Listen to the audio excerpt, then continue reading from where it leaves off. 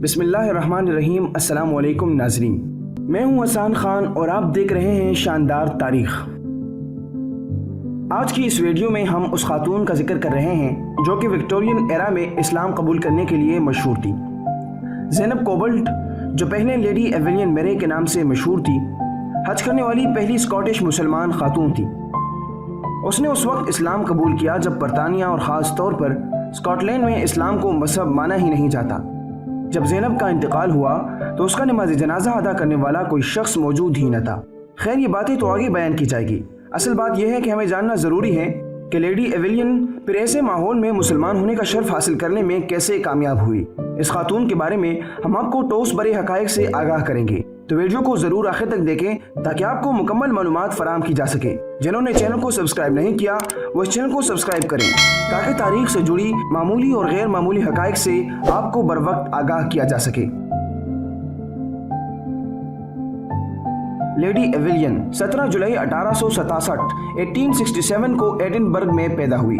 وہ لیڈی گیٹروڈ کوک اور Charles Adolf میرے کی سب سے بڑی بیٹی تھی۔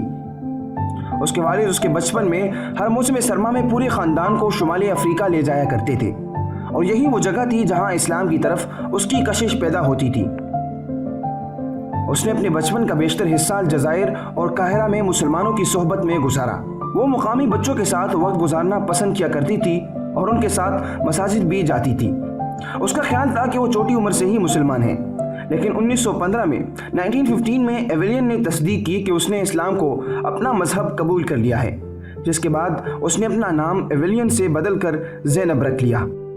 لیڈی ایویلین نے 23 اپریل 1891 کو مصر کے آل سینٹ چرچ قاہرہ میں جان ڈاکٹرز کوبلٹ سے شادی کی، اور اس طرح وہ اپنی زندگی ہنسی خوشی گزارنے لگی۔ لیکن چونکہ ان کا شوہر مسلمان نہیں تھا، اسی لیے یہ جوڑی زیادہ دیر تک نہ چل سکی اور 1922 میں زینب کوبلٹ کی علیحدگی ہو گئی۔ زینب کوبلٹ ایک دفعہ مسلمان ہونے سے پہلے روم چلی گئی اور وہاں اپنے اطالوی دوستوں کے ساتھ رہی۔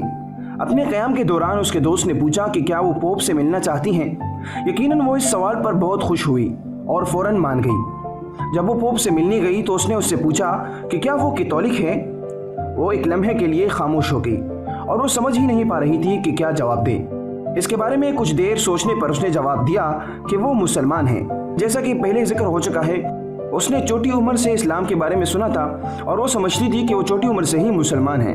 جب اس نے اسلام کے بارے میں مزید پڑھنا شروع کیا تو اس کی دلچسپی اور بڑھ گئی اور بالآخر اس نے اسلام کو بطور مذہب قبول کر لیا۔ جس دن اس نے اسلام قبول کیا، اس نے مکہ جانے اور حج کرنے کی خواہش ظاہر کی۔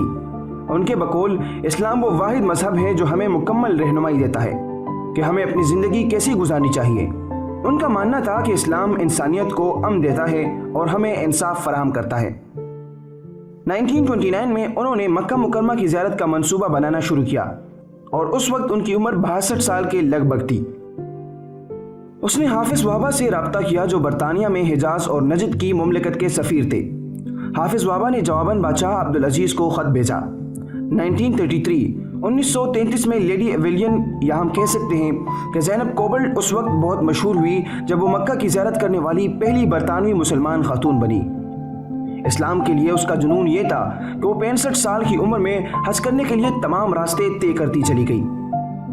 اس دور میں یورپین پر بہت زیادہ پابندیاں عائد تھی اور وہ مکہ مکرمہ اور مدینہ منورہ میں داخل نہیں ہو سکتے تھے۔ انہیں بے شمار پابندیوں سے گزرنا پڑتا تھا۔ لیکن جب لیڈی ایویلین نے اپنا نام بدل کر زینب کوبلٹ رکھا تو پھر اس کے لیے راستہ آسان ہو گیا اور پھر اسے مکہ مکرمہ اور مدینہ منورہ میں داخل ہونے کی اجازت مل گئی۔ وہ کہتی ہیں کہ جب میں مکہ داخل ہوئی تو ایسا لگا کہ میری سب سے بڑی خواہش آخر کار پوری ہو گئی ہے۔ زینب کوبلٹ نے مکہ کے سفر پر ایک کتاب بھی لکھی اور یہ پہلی کتاب تھی جو کسی انگریز خاتون نے حج پر لکھی تھی۔ یہ 1934 میں شائع ہوا اور اسے دی پلگرمیج آف مکہ کہا گیا، یعنی حج مکہ۔ اپنی کتاب میں اس نے بحث کی ہے کہ وہ کیسے اور کب مسلمان ہوئی۔ اس نے اس کتاب میں متاثر ہو کر کہا، طواف ایک ایسے عاشق کی علامت ہے جو اپنے محبوب کے گھر کے گرد گھومتا ہے اور اپنی تمام فکریں اس کی خاطر اپنے آپ کو مکمل طور پر قربان کر دیتا ہے۔ زینب کوبلٹ ایک زندہ دل انسان بھی تھی جو فطرت کی دلدادہ تھی اور سیر و سیاحت کا بے حد شوق رکھتی تھی۔ اس سلسلے میں انہوں نے ایک اور کتاب بھی لکھی جس کا عنوان تھا وے فارس ان دی لیبیا ڈیزرٹ، جو کہ ایک خاتون ساتھی کے ساتھ مصر کے سفر کے بارے میں تھی۔ زینب کا حج کے تقریباً 30 سال بعد یعنی 96 سال کی عمر میں اسکاٹ لینڈ میں انتقال ہو گیا۔ جب ان کی وفات ہوئی تو اسکاٹ لینڈ میں کوئی مسلمان نہیں تھا جو ان کی نماز جنازہ ادا کر سکتا ہو، اسی لیے انہوں نے کسی مسجد سے رابطہ کیا اور اس طرح ان کا نماز جنازہ ادا کیا گیا۔ اس کی خواہش تھی کہ اسے کسی پہاڑوں پر مکہ مکرمہ کی طرف دفن کیا جائے، لہٰذا اس کی خواہش پوری کرنے کے لیے امام نے ان کے میت کو اوپر پہاڑوں پر چڑھایا اور پھر اسی طرح انہیں دفن کیا گیا۔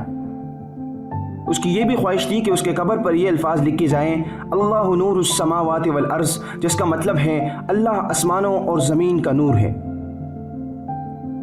آخر میں ہم اتنا کہنا چاہتے ہیں کہ وہ اعلیٰ صفات کی حامل خاتون تھی۔ اللہ تعالیٰ ان کی بخشش فرمائے اور ان کو اعلیٰ درجات نصیب فرمائے، آمین ثم آمین۔